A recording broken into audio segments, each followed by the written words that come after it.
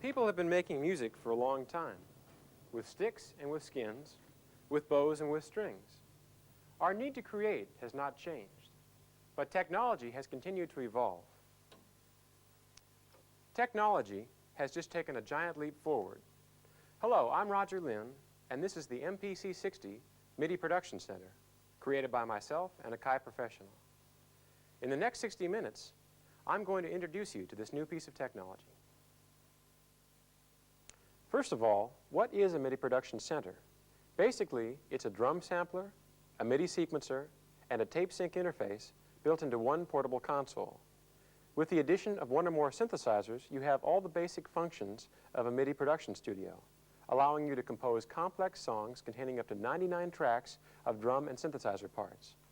So, the MPC60 is like a central control unit for your MIDI production studio. Before we begin, I'd like to give you an outline of how this video manual is organized. My intent here is not to replace the owner's manual, but rather to do what you can't do in a written manual, to give a live demonstration of using the machine. Even 1 hour is not enough time to adequately demonstrate all the many features in this machine, so I won't be spending too much time on the lesser used details. However, this shouldn't be a problem because once you understand the basics of operation, the rest is pretty easy to figure out. This video will be divided into sections which loosely follow the sections of the written manual. We'll start off with Section 2, the basics, which loosely corresponds to Section 2 of the same name in your manual. In this section, you'll learn how to hook up your MPC60 and some of the basic functions, such as entering data, playing the drums, and playing the preset sequences. In the next section, Section 3, will cover recording sequences and features used while recording. Next, Section 4 covers editing sequences, including the step edit function.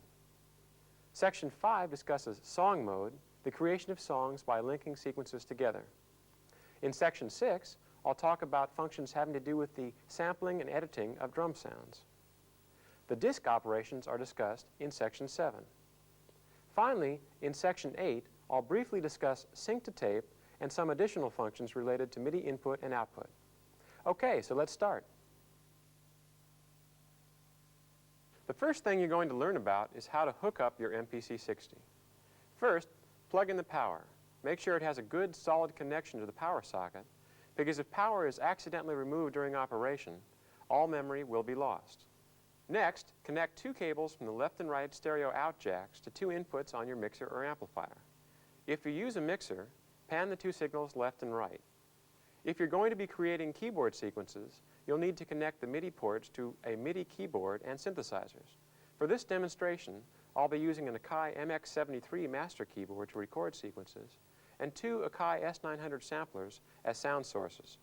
So in this system, I've connected the MIDI out of the MX73 to the MIDI in number 1 of the MPC60 and the MIDI out number 1 of the MPC60 to the MIDI in of the first S900.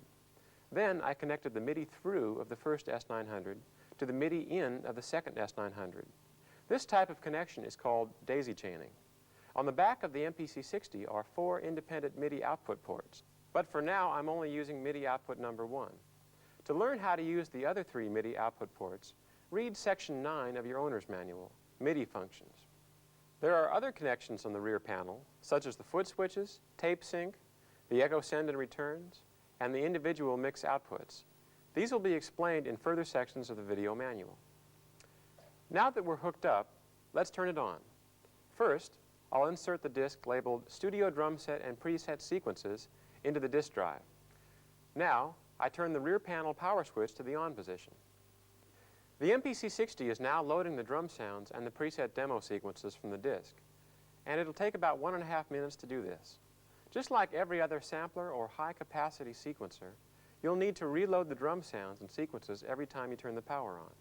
Now, in this case, we loaded the disc containing what we call the studio drum set. However, if you want a more ambient, live-sounding drum set, insert the rock drum set and preset sequences disc before powering up. Once the disc is finished loading, the LCD display switches to this display called the Play Record screen. This screen is displayed while all playing and recording of sequences is done and is the main operating screen of the MPC60. By the way, if you ever get confused and want to return to this screen, press the Main Screen key. The The first thing I'm going to show you is how to enter data and change settings on the MPC60 using the cursor keys, the data control, the plus and minus keys, and the numeric keypad. First, notice that there is a small blinking block in the upper left corner of the LCD screen. This is called the cursor. Press the 4 cursor keys, up, down, left, and right. The cursor moves in that direction. Notice that it doesn't move one character at a time, but rather skips groups of characters, landing only in specific locations. These locations are called data fields. Most data fields have 2 parts, a field name and the data for that field, separated by a colon. For example, the cursor is now located in the upper left corner of the play record screen in a data field labeled SQNC. This is an abbreviation for sequence, and this is the data field used to indicate the sequence number which is currently active. This field currently contains a 1, indicating that the MPC60 is standing ready to play sequence number 1 of its 99 sequences. To change the value of this field, use the data control. As you rotate the data control, you can feel notches. Turning the control 1 notch to the right adds a 1 to the sequence number. Turning it to the left subtracts a 1 from the sequence number.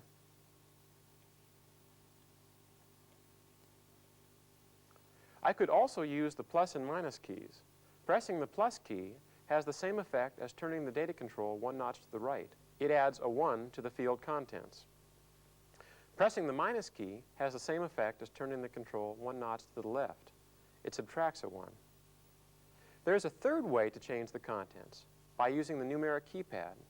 For example, to select sequence number 45, I type 4, then 5, then enter. Now, the MPC60 stands ready to play sequence number 45. Whenever you change the contents of a numeric data field using the numeric keypad, you must also type enter after you type the numbers. So far, I've demonstrated how to change the sequence number. This is because the cursor is located in the sequence number field. However, if I move the cursor to any other field and use the data control, plus and minus keys, or the numeric keypad, the contents of the newly selected field will change. So the basic rule is to change any parameter displayed on the screen, move the cursor to it, and enter the new data.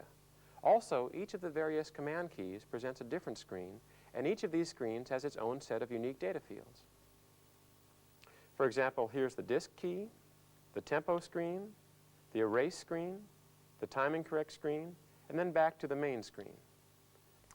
In addition to data fields containing numbers, there is another type of data field called a choice field. Instead of numbers, a choice field displays a pre-programmed word or phrase. While the cursor is in one of these fields, turning the data control selects, with each successive notch, a new word or phrase from a pre-programmed list of choices. For example, let's go to the timing correct screen, where the cursor is currently resting in the note value field. At the cursor is the phrase 16th note. Now if I turn the data control 1 notch to the right, the field's contents change to 16th note triplets. By turning the data control either left or right, I can select one of 7 different choices, because this choice field happens to have 7 pre-programmed choices. However, each choice field has a different number of choices.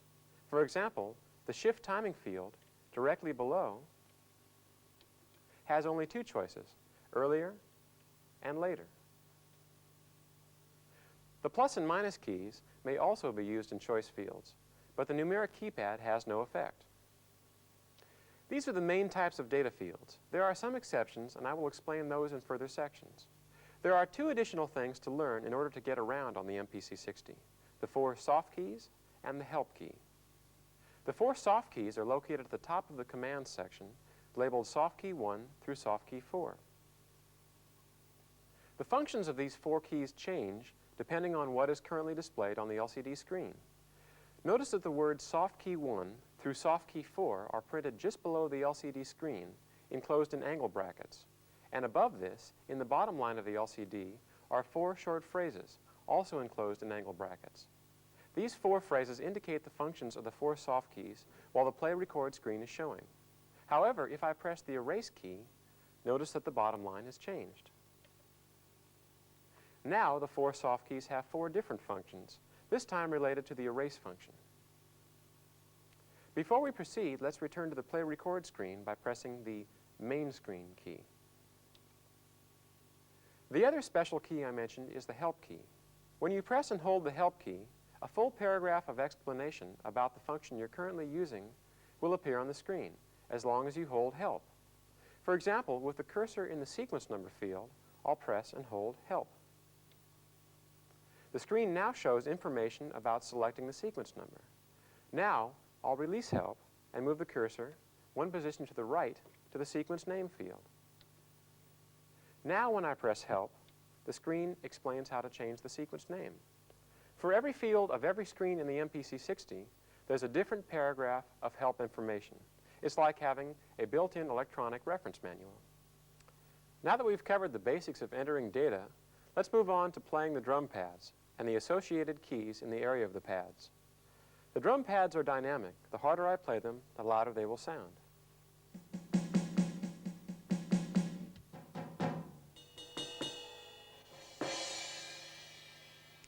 Notice that when I play repeated strikes of a single drum, such as the crash cymbal, they all play simultaneously. They don't cut each other off.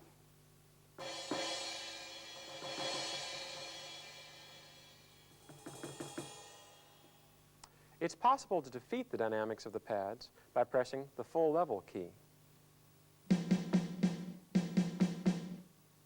Now they all play at full dynamic level, regardless of how hard I strike the pads.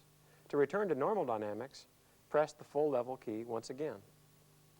It's also possible to play a single drum at 16 fixed dynamic levels using the 16 levels key. To do this, I first play the drum I want to use this effect on. For example, I'll use the snare 1 pad, then I press the 16 levels key.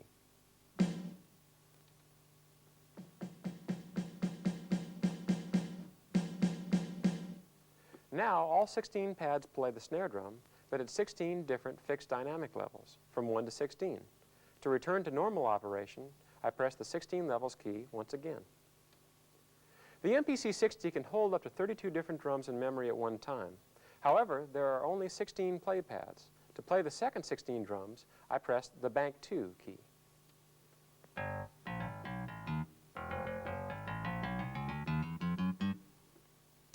Currently, the second 16 drums contain 16 different bass guitar pitches, but there could be 16 additional drums, or 16 percussion, or 16 sound effects, etc. The names of the first 16 drums are printed above and to the left of each pad. The names of the second 16 drums are drum 1 through drum 16, indicated by the number above and to the right of each pad. To return to the first 16 drums, I press the Bank 2 key once again.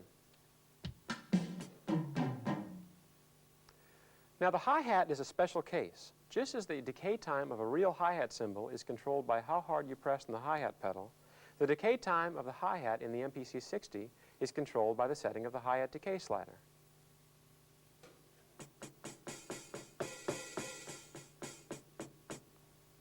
Notice that in addition to changing the decay time of the hi-hat, the sound of the hi-hat also changes. This is because as I move the slider, I'm automatically switching between 3 different hi-hat sounds. One for the closed hi-hat, one for a slightly open hi-hat, and one for a fully open hi-hat. The final key in this section is the hi-hat after key. Normally, the hi-hat slider only has an effect on hi-hat notes as you play them. It doesn't affect hi-hats which play in sequences. However, if you press the after key and the light goes on, the slider will also affect hi-hats which are playing back in sequences. Now let's learn how to adjust the stereo drum mixer. First, I'll press the drum mix key. The LCD screen shows a graphic simulation of a 16-channel mixer with 16 volume sliders and 16 rotary pan controls. To adjust the volume of a drum, first press that drum's pad, and the small triangle-shaped pointer will point to that drum in the mixer. Now, turning the data control will move that drum slider up or down.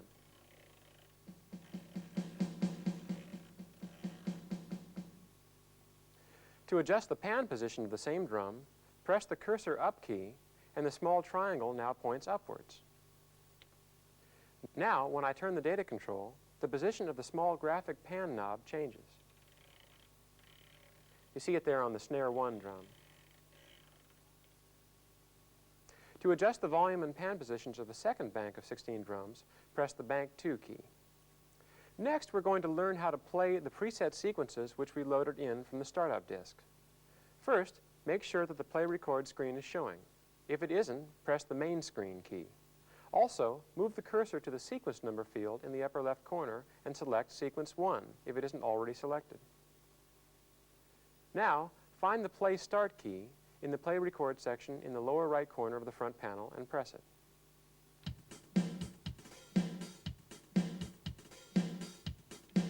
We're now playing sequence number 1.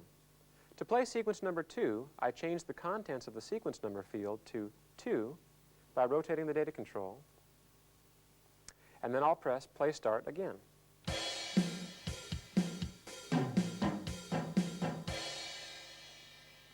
Finally, here's how to adjust the playing tempo. Move the cursor 2 positions to the right to the Tempo field and enter the desired new tempo. This can be done either while playing or stopped. So what I'll do now is to play this sequence and change the tempo as I'm playing it.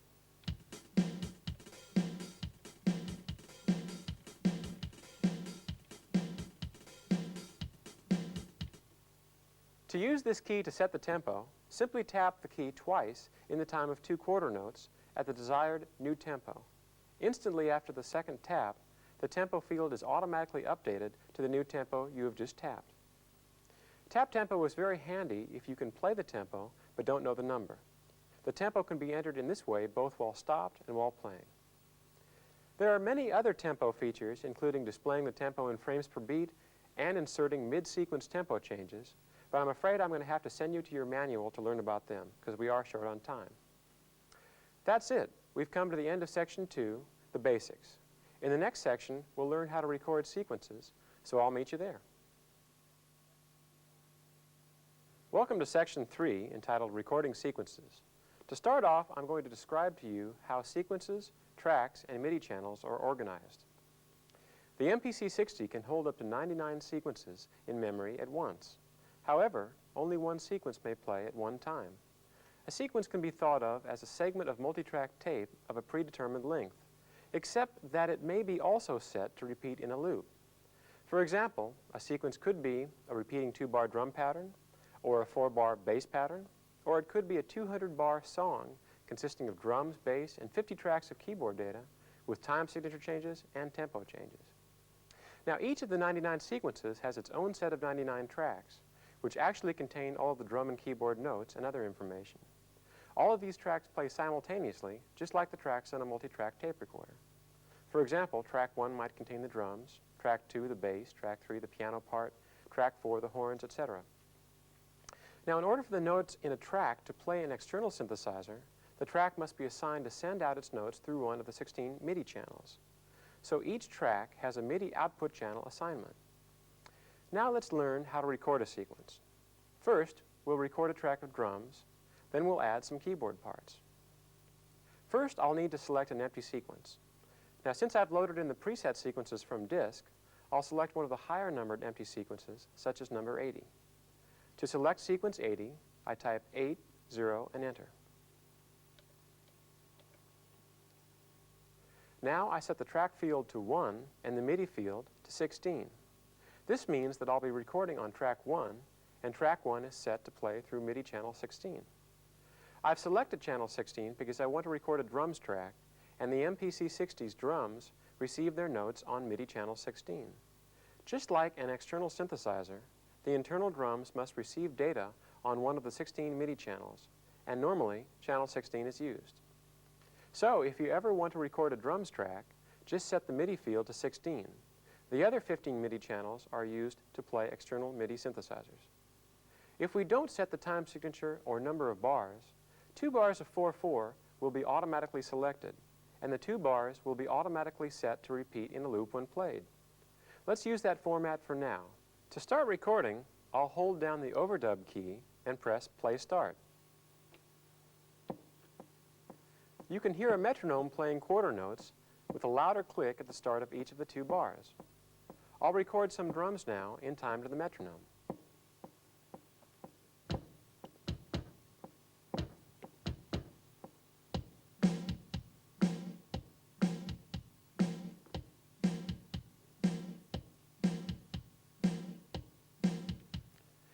Because the sequence was automatically set to repeat in a loop, the drums I recorded played back when the sequence looped around.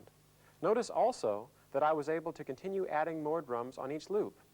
Notice further that any timing errors I made were instantly corrected when the notes played back. The timing correct feature is automatically set to correct timing errors by moving all notes to the nearest 16th note.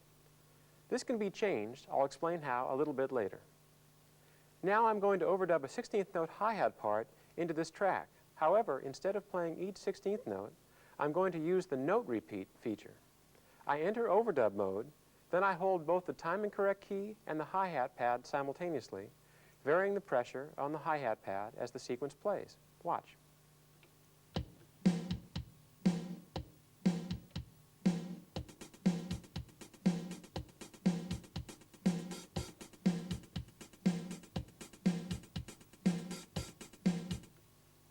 This useful feature of the timing correct key makes it very easy to record repeating notes. It is also possible to change the note value of the repeat. For example, a note value of 32nd note triplets is very useful for recording snare drum rolls. This is explained further a little later on. If I wanted to erase only one or two of my notes, there's a very easy way to do this. While overdubbing, I hold the erase key and the drum pad I want to erase simultaneously, and all occurrences of that drum will be erased from the sequence during the time that both are held. Watch.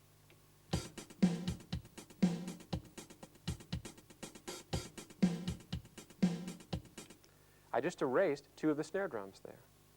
I can also use that same erase key to quickly erase all occurrences of a drum in that sequence. To do this, I press erase while the sequence is stopped. Then I press the drum to be erased. Then I press soft key 1, which, as you can see currently, has the assigned function of erase it.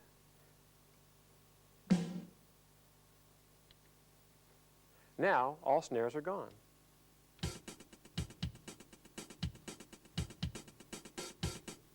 There are many other features of the erase key, including the ability to select only selected types of MIDI events.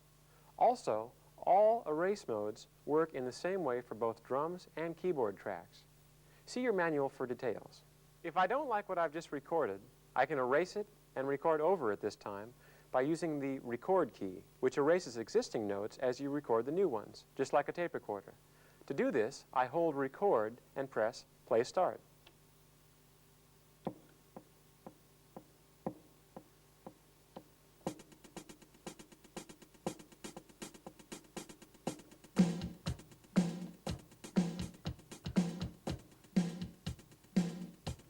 Now, I could add additional tracks of drums, but let's go a few steps farther and add some keyboard parts to our sequence.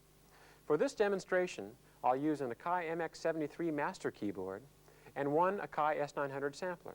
Now, we actually have three S900s here, but I'm only going to use one containing three sounds, a bass sound, a string sound, and a solo sound on MIDI channels 1, 2, and 3, respectively. Before we start, let's quickly double our 2-bar sequence into a 4-bar sequence. To do this, I'll use the Copy All Tracks feature accessed by pressing the Edit key. This feature allows me to copy a region of bars, including all tracks, from one section of the sequence and insert it into another position. In this case, I'll copy the entire 2-bar sequence and insert the copy onto the end of the sequence, making a 4-bar drum sequence. To perform the copy, I'll press soft key 1, execute. This feature is explained in detail in the manual. Wait, we need one more thing, a keyboard player. So at this time, I'd like to introduce a roomer in his own time, a legend in his own room, Mr. Billy Coven. Roger, I got here as fast as I could. We already have our drum track. To add a bass part, I'll select track 2 and set the MIDI field to 1 so that track 2 plays the bass sound. But before I enter overdub mode, I'm going to turn on the count-in feature. Now when I start recording or overdubbing, 1 bar of metronome clicks will play before the sequence starts playing. This gives me time to adjust to the tempo. Also, for this bass track, I'm going to use the note repeat feature to automatically repeat the keyboard notes at 16th note intervals. And now, Billy will overdub the bass part.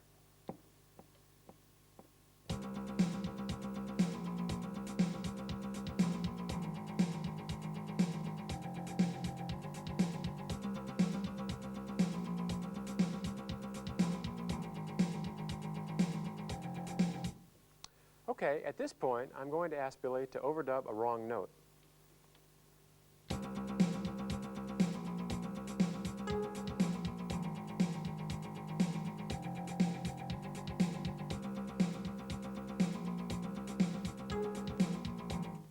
Whoops, Billy played a bad note.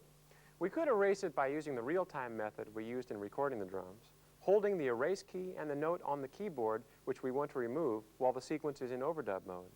But instead, I'm going to show you how to remove a note visually on the screen by using the Step Edit feature. First, I'll play the sequence until I hear the bad note.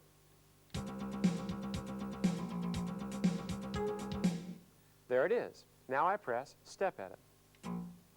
The notes which exist at this position in the sequence are displayed on the screen and played, with each note parameter in a separate field: pitch, velocity, release velocity, and duration.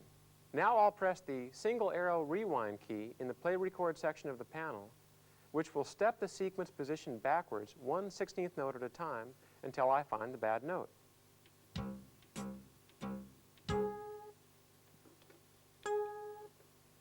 There it is. I could change any of its fields, but instead I'm going to delete it by pressing the Delete soft key. Now, when I play the sequence back, the bad note disappears.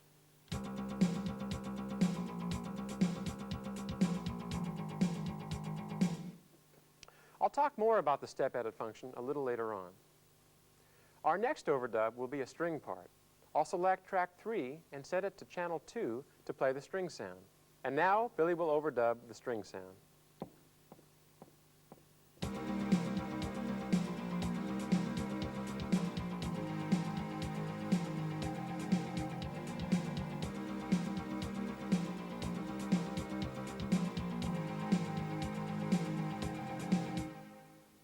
For our final part, let's overdub a solo part on track 4. I'll select track 4, set its MIDI channel to 3 to play the solo sound, and enter overdub mode. Billy?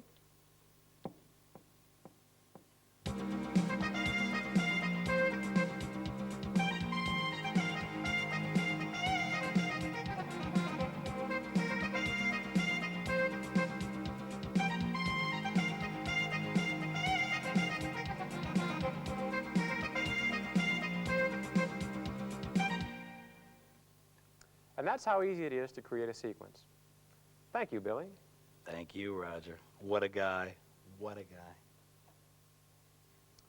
You may have noticed that while we were recording and playing sequences, the bar and time fields on the play record screen were constantly changing. These fields are like the tape counter on a tape recorder. They indicate the current position within the sequence. The bar field displays it in musical terms as a 3-part number separated by periods.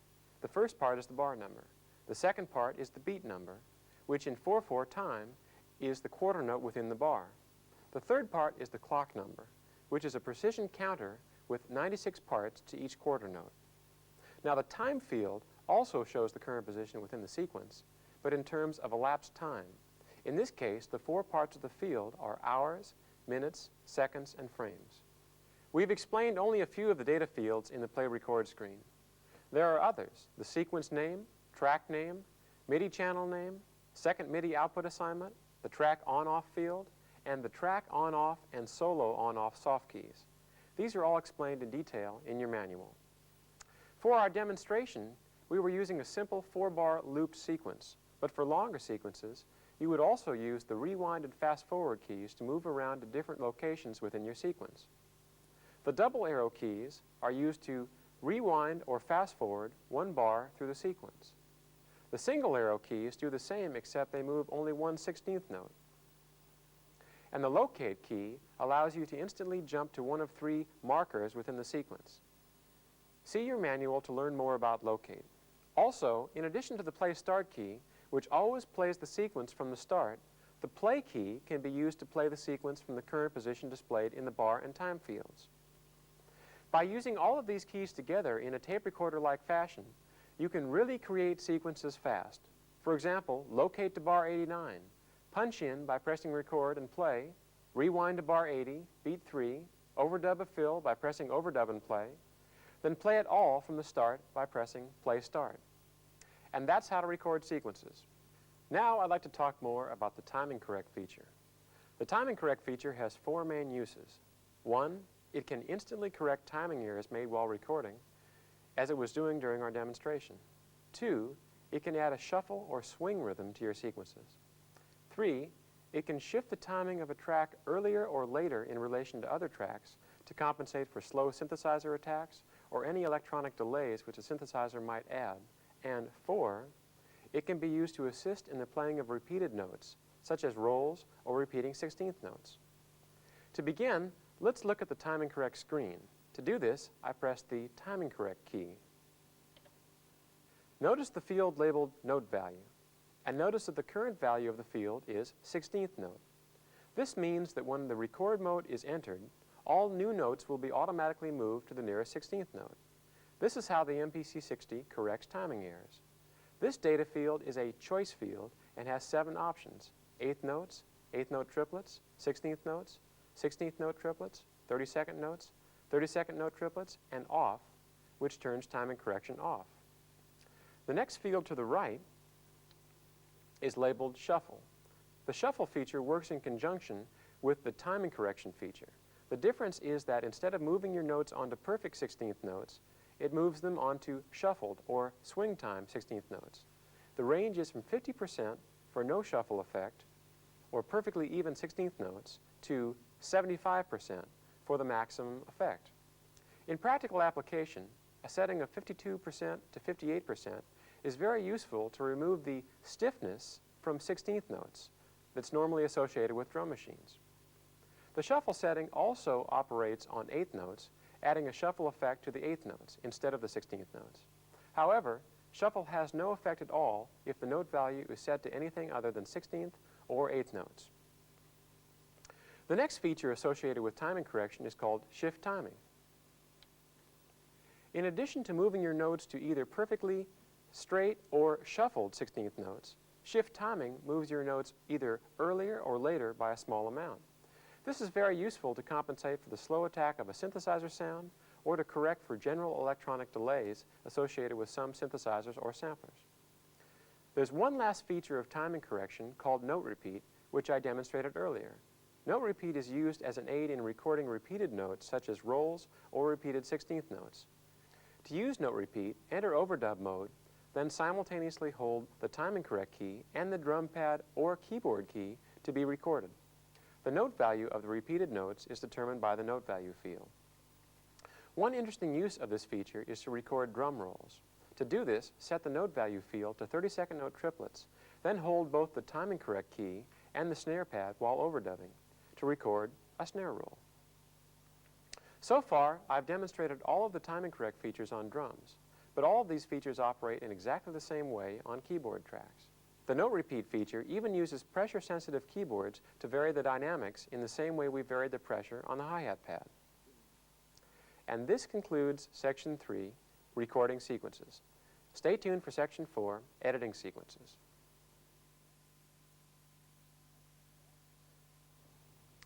Welcome to Section 4 of our video manual, Editing Sequences. In this section, you'll get a brief introduction to the Edit key, the Step Edit key, the Edit Loop key, and the Transpose key. First, let's explore the Edit key. When I press it, this menu appears, showing all the various editing commands. Pressing Option 1, Time Signature, Number of Bars, Ending Status, causes this screen to be displayed. The section of the screen labeled Ending Status is used to select what happens when the sequence plays all the way to its end. There are two options, Stop at End and Loop to Bar Number. If set to Stop at End, the sequence stops when it plays to the end. If set to Loop to Bar Number, the sequence immediately loops back to the bar in the bar number field directly to the right. The lower section of the screen displays the time signature and number of bars of the active sequence.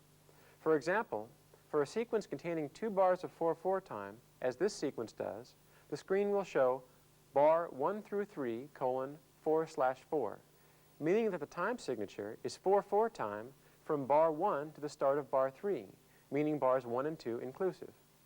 If there are any time signature changes, each one is listed separately with the number of bars for each, 2 changes per line. The second option from the Edit menu is Create New Time Signature Number of Bars. This feature is used to create a completely new format of time signature and number of bars for the active sequence. To create a new format, enter the data into the fields, the number of bars, and the time signature, and press the Execute soft key to actually create it. The next two options from the Edit menu are Insert Blank Bars and Delete Bars. Insert Bars allows you to insert some blank bars of any time signature into your sequence at any point. Delete Bars allows you to delete any bars from the sequence. There are three separate functions for copying sequence data: copy all tracks, copy merge a track, and copy one sequence to another. Copy all tracks makes a copy of a section of the sequence, including all tracks, and inserts it at another point in the sequence. Copy merge a track is used to copy a region of a single track to another area of the same or another sequence. Further, it can either replace the notes in the area it is being copied to or merge with them. Typical uses of this function are copying a track to another track and merging two tracks together. The third form of copy one sequence to another, is very simple. It makes a perfect copy of one sequence into another sequence, completely replacing the second sequence's contents. The last option in the Edit menu, option 8, is Convert Song to Sequence. This will be discussed later in the song section. The next editing function, the Step Edit key, is one of the most powerful functions in the MPC60. It displays on the screen all parameters in each event at the current sequence position, allowing you to edit them by changing the data on screen. It also allows those who find real-time recording difficult to record their sequences one note at a time while stopped. Basically, Step Edit works like this. When you press the Step Edit key, all events which exist at the current sequence position are displayed on the screen in numeric form, one event per line, with up to 4 lines. Each event has its own data fields. For example, a note event, shown on the screen here, has 4 fields: the note pitch, the velocity, the release velocity, and the duration. But each type of MIDI event has its own unique data fields depending on what that event does. To edit a parameter of a particular event, move the cursor to the desired field and change it. To view events at different sequence positions, use the rewind and fast forward keys just as you would from the play record screen. As you move to the new position, the events at that position are displayed on the screen and played. You can delete an event, insert a new event, and lots more. But the real power comes in being able to instantly go in and out of Step Edit mode while recording. The next feature I'd like to talk about is the Edit Loop key. This allows you to take a region of bars from within a sequence and repeat it in a loop while overdubbing to make the process of overdubbing on this region much faster. For example, let's say I had an 8-bar sequence and I wanted to overdub a 2-bar drum fill on bars 7 and 8. I could use Edit Loop to repeat bars 7 and 8 in a loop while I overdub the fill. When I'm finished, I turn the Edit Loop off and I now have my drum fill on bars 7 and 8. The last feature in this section is the Transpose key. This feature allows you to transpose the pitch of a keyboard sequence up or down by any amount. While this transpose screen is showing, pressing any key above middle C transposes up by an amount equal to the distance from middle C. Pressing a lower key than middle C works in the same way for transposing down.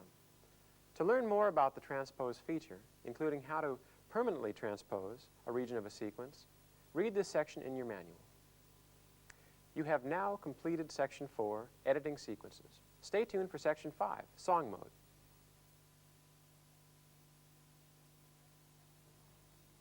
Welcome to Section 5, Song Mode. There are 2 ways to create a song in the MPC60. One is to record all the parts of a song into one long sequence, using the copy functions to copy parts from one section to another, and fast-forwarding, rewinding, and punching in to various sections of the sequence to add the finishing touches, like a tape recorder. The other way is to use the Song Mode feature. Song Mode works like this. A list of pre-recorded sequences is entered into the Song Mode screen, and when play is pressed, they play back in the order they were entered, one after another. This allows you to create the basic structure of a song very quickly from existing short sequences. This is the Song Mode screen. As I mentioned before, A song is a list of sequences played one after another. In the MPC60, there are 20 separate songs, and each song is a list of 256 steps. Now, each step contains two pieces of information: the sequence number which will play at that step, and the number of times it will repeat before proceeding to the next step. Creating a song is simple. Enter for each step the desired sequence number and the number of repetitions you want it to play at that step using the sequence and reps fields. To move from step to step, use the step +1 and step -1 soft keys, or just change the value in the contents of the step number field. As you change the step number, each of the fields in the middle section of the screen change to display the contents of the newly selected step. After you've entered all the steps in your song, select one step higher than the last step in the song and enter a 0 in the reps field to indicate the end of the song. Finally, use the end and loop step fields to set whether your song stops or loops back to an early step once it reaches its end, and your song is complete. In song mode, the rewind, fast forward, and locate keys still work, but they operate on the active song instead of the active sequence. Also, the bar and time fields indicate the position within the song instead of within the sequence. As I mentioned earlier, song mode is very useful for quickly creating the basic structure of a song. However, in more complex songs, detailed editing can be very cumbersome because you don't have the same recording and editing flexibility you have in normal sequence recording. If you feel you've reached the limits of song mode, try using the Convert Song to Sequence feature, accessed by pressing the Edit key. This feature takes the song you've created and copies every note of each sequence in the song into one long sequence for easier detail editing. See your manual for more details about using this feature. And that's the end of Section 5, Song Mode. The next section, Section 6, deals with sampling and editing of drum sounds. Welcome to Section 6, Sampling and Editing Drum Sounds. The MPC60 has a built-in 16-voice drum sampler using the special enhanced 12-bit encoding format. This special format produces far less sampling noise than other 12-bit systems without affecting its 18 kHz frequency response. In this section, I'm going to introduce you to sampling and editing sounds in the MPC60. All of these features are accessed by pressing the Sounds key, which causes this menu to appear on the screen. 9 options are presented. The first one is View Current Sounds, Double Play Mode. This screen has 2 functions. The first function tells you the names and sizes of each of the sounds which are currently loaded into memory. Before we proceed, I'd like to explain how sounds are organized in memory. The MPC60 may hold up to 32 sounds in memory at one time, and each may be any length as long as the total combined length does not exceed the total sampling time of 13.1 seconds or 26.2 seconds if your machine has the sound memory expansion option. The only sampling rate is 40 kilohertz and cannot be changed. Each of the sounds in memory is assigned to one of the front panel drum pads, 16 in bank 1 and 16 in bank 2, for a total of 32 sounds. To view the currently assigned sounds, first select one of the drum pads in the drum field using the data control. However, there is one special case. As I explained earlier, the hi-hat plays one of 3 different sounds depending on the setting of the hi-hat decay control. So there are actually 3 different entries for the hi-hat in the drum field: the hi-hat closed, hi-hat medium, and hi-hat open. Each time the contents of the drum field is changed, the name and size fields change to show the name and size of the sound currently loaded into the displayed drum. The name is 16 characters long and may be changed in the same way as changing the sequence name. The size shows the length of the sound in seconds. The last field in this section, free, displays the amount of time in seconds which is currently unused and therefore available for either sampling new sounds or loading new sounds from disk. The second section in this screen is called Double Play Mode. This feature allows you to assign one drum to automatically play a second drum whenever the first one plays. This could be used, for example, to fatten a snare sound by causing a tom to play whenever the snare plays. The second option from the Sounds menu is called Sample New Sound. To sample a new sound, I first connect my sound source to the Record In jack on the rear panel. Then I select option 2, Sample New Sound, from the Sounds menu. Now before I can sample, this first screen requires me to select which of the drum pads I want to assign the new sound to. As the screen warns, when I press the Proceed soft key, any existing sound assigned to that drum will be erased. Also, since the sequence memory is used as a temporary holding area for new samples, all sequence memory will also be erased. Once I press the Proceed soft key, the actual sampling screen appears. So I'll select the drum I want to record into. In this case, I'll select drum 16, and I press Proceed. To sample a new sound, I first set each of the fields, then I press the Ready soft key. And sampling actually starts once the incoming signal exceeds a preset threshold level set in the Threshold field. Please look to your manual for a detailed explanation of each of the fields, but there are two worth mentioning here. First, the Pre-Record field allows you to set a small amount of time which will be recorded before the threshold is exceeded. This ensures that even the first part of the sound, before the threshold is reached, will be recorded. Second, the Fade Out field sets an amount of time over which the signal will be automatically faded down before it reaches the end of the sampling time. This ensures that the sample will fade down to silence just as sampling stops. The third option in the Sounds menu, Edit a Sound, is used to edit an existing sound in memory.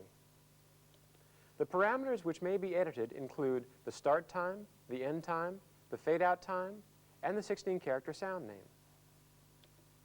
The fourth option from the Sounds menu, Tune Drums, is used to set the tunings for each of the 32 drums. Press 4 to select this option. To tune a specific drum, either move the cursor to its field or press that drum's pad once, then turn the data control. This will tune the drum either up or down depending on whether the field is set to plus or minus. To change from plus to minus or back again, press the plus/minus soft key.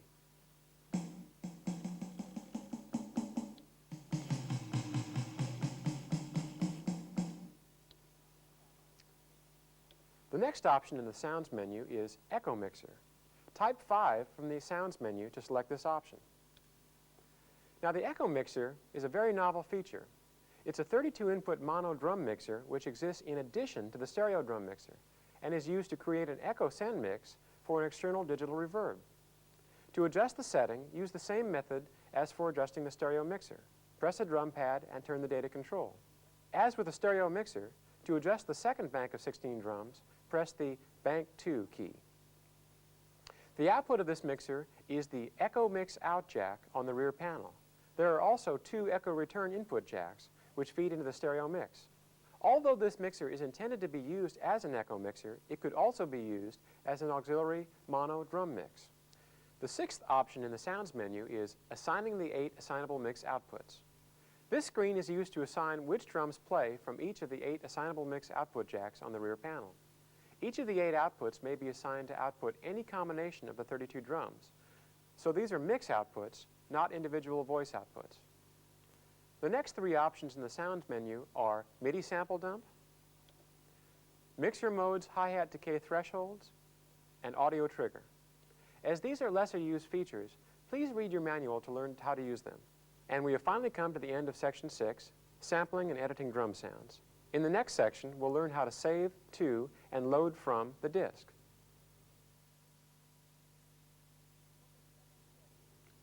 Welcome to Section 7, Saving to and Loading from Disk. Like all samplers and all high-capacity sequencers, the MPC60 loses all sounds and sequences when the power is turned off. Because of this, it is important to always save your sounds and sequences to the disk before powering down. And it's also a good idea to periodically save your work to disk, just in case of an accidental power loss. To remind you to save to disk, the small light above the disk key will go on whenever you record or edit a sequence or sound. If you save to disk whatever you've changed, it'll go off again. The disk drive uses commonly available 3.5-inch double-sided double-density disks. Don't use single-sided disks. Both sounds and sequences can be stored to disk. When stored onto the disk, they are called files. To view the disk options, press the disk key. There are 6 options in the disk menu. As you can see, the first 4 options are for saving each of the 4 different types of files to disk: a single sequence, all sequences and songs, a single sound, and all sounds. To save a single sequence to disk, place the disk in the drive and press 1.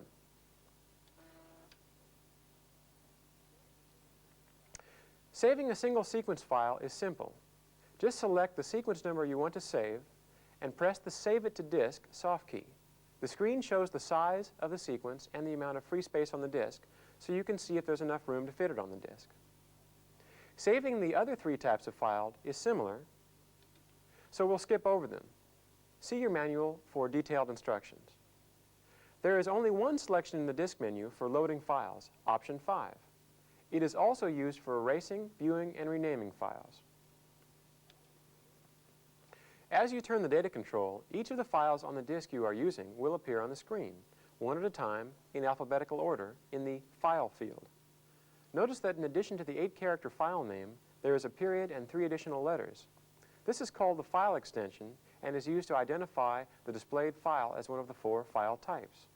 The 4 extensions are .seq for single sequence files, .all for files containing all sequences and songs, .snd for files containing a single sound, and .set for files containing all 32 sounds.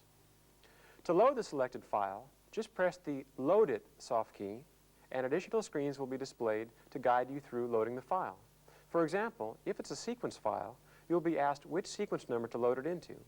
If it's a sound file, you'll be asked which drum to load it into. To erase or rename the selected file, press either the Erase It or Rename It soft keys, and further screens will appear to guide you through these options. The last option in the disk menu, number 6, is used to format new disks. Before you can use a new disk, you must first use this function to prepare the disk for use in the MPC60. And that concludes the disk section of our video manual. Welcome to Section 8. In this last section of our video manual, I'll tell you very briefly about syncing to tape and other external sequencing devices, and also about some of the miscellaneous MIDI functions. These topics are explained in detail in your manual. The sync section of the MPC60 is very powerful.